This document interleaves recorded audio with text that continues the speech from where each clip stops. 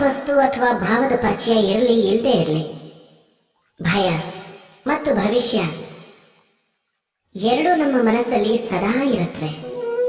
ಇವುಗಳ ಅಸ್ತಿತ್ವನೇ ನಮ್ಮ ಅಸ್ತಿತ್ವದ ಮೇಲೆ ಭಾರವಾಗಿರುತ್ತೆ. ವಿಚಿತ್ರ ಅಲ್ವಾ? ಭಯ ಅನ್ನೋದು ನಿಮಗೆ ಗೊತ್ತಿಲ್ಲದೆ ಇರೋದು, ಅಪರಿಚಿತ ಅದು. ಮತ್ತದೇ ಕಾರಣಕ್ಕೆ ನಮಗ್ ಭಯ ಆಗತ್ತೆ. ಯಾರಿಗೊತ್ತು ಏನಾಗುತ್ತೋ ಅಂತ.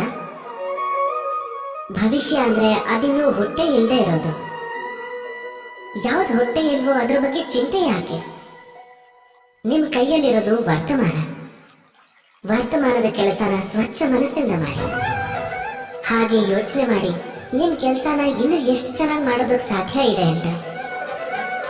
ಹಾಗೆ ಒಂದು ವಿಶ್ವಾಸ ಇಟ್ಕೊಳ್ಳಿ,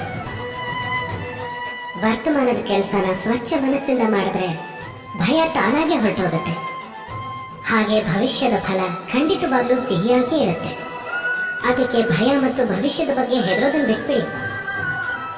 ಆ ವರ್ತಮಾನದಲ್ಲಿ ಬದುಕಿ.